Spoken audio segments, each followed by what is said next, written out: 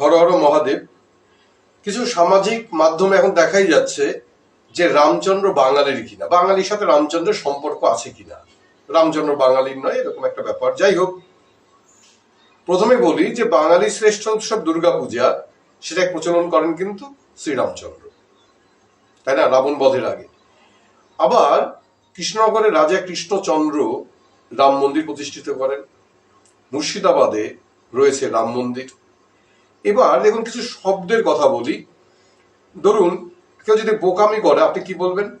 তুই আস্ত রাম ছাগল, এরকম বলে না কেউ? কিংবা রাম ধনু আমরা বলি। কিংবা আপনি ধরুন কুকুরের পটিতে আপনি পা দিয়েছেন, হায় রাম। তাহলে রাম ছিল, তাই না? পাড়ায় পাড়ায় আগে রামপালা হতো, রাম গান হতো। হ্যাঁ, আবার জায়গার নামে দেখুন, শ্রীরামপুর একটা জায়গা, রাজারামপুর মুর্শিদাবাদের একটা সুন্দর জায়গা, এরকম প্রচুর রয়েছে।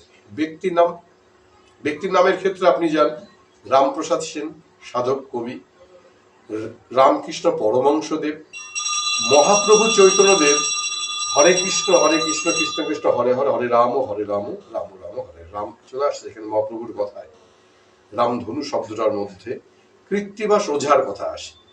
কৃত্তিবাস ওঝার শ্রীরাম পাঁচালী রচনা করেন মধ্যযুগে। বাল্মীকি মুনির লেখা যে রামায়ণ, তার ভাবানুবাদ তিনি করেছেন।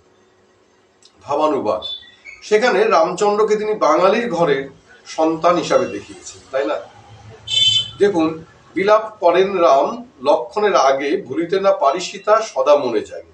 তাহলে এই রামচন্দ্র কি বাঙালির ঘরের একজন যে স্বামীর আকুতি, সেই আকুতিটাই এখানে রয়েছে।